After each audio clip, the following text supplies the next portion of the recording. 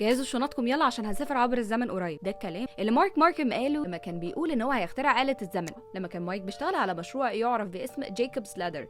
بكل بساطه هو كان استخدم في المشروع ده ليزر وسيديهات معدله عشان يقدر يقلل مقاومه الهواء بتاعه الجهاز. كلام معقد بس ركزوا. وحصل بقى اللي مش متوقع لما مايك رمى قطعه معدنيه في القوه الكهربائيه اللي ظهرت. القطعه دي اختفت لبضع ثواني وظهرت في حته تانية في الاوضه. افتكر ان هو كده عمل آلة زمن. قال ما بدهاش بقى، احنا لازم نجيب قوه كهربائيه اكبر. فعلا ان هو خد معدات علاقه بالحي اللي كان ساكن فيه، وللاسف في اللحظه دي هو عمل قطع كهربائي للحي كله وتم القبض عليه. ولكن تم اخلاء سبيل مايك في النهايه، وكان ظهر في برنامج تلفزيوني وكانوا بيتكلموا عن المشروع اللي هو بيحاول يعمله وهي آلة الزمن.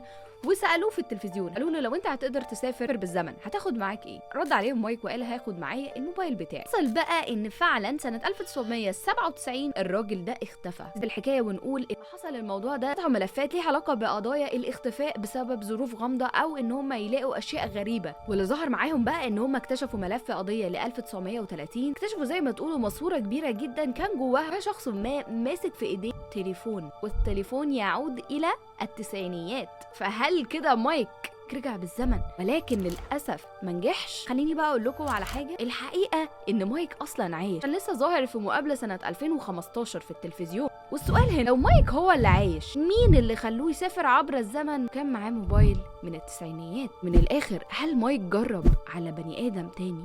محدش عارف. قولوا لي رايكم في التعليقات. وفي النهايه في الفيديو اللي جاي حكايه.